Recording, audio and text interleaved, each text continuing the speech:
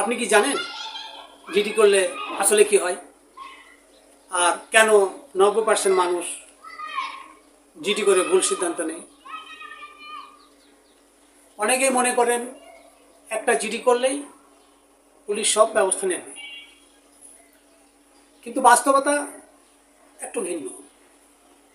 GD মানে হলো আপনার ঘটনার একটি লিখিত রেকর্ড।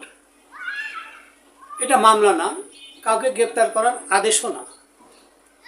যেমন ধরুন, আপনার কোনো জরুরি কাগজপত্রের মূল কপি কিংবা মোবাইল ফোন বা অন্য কিছু হারিয়ে গিয়েছে বা ভবিষ্যতে কোনো সমস্যা হতে পারে, তখন জিডি খুবই গুরুত্বপূর্ণ। কিন্তু সমস্যা হয় তখনই যখন মানুষ মারধর, প্রতারণা, জমি দখল এসব ঘটনায় শুধু জিডি করে বসে থাকে।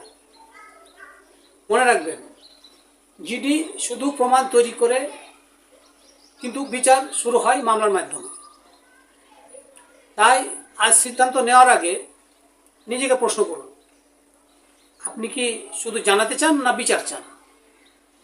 পরের ভিডিওতে আমি বলবো কোন ঘটনায় জিডি করতে হবে আর কোন ঘটনায় সরাসরি মামলা করতে হবে। ভিডিওটি যদি কাজে লেগে থাকে তবে শেয়ার করুন, আর এমন বিষয়ে সহজে জানতে চাইলে চ্যানেলটিকে সাবস্ক্রাইব করুন। আর কেউ যদি ফেসবুকে দেখে থাকেন তবে লাইক, কমেন্ট, শেয়ার করে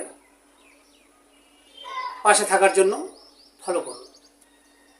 ধন্যবাদ সবাইকে।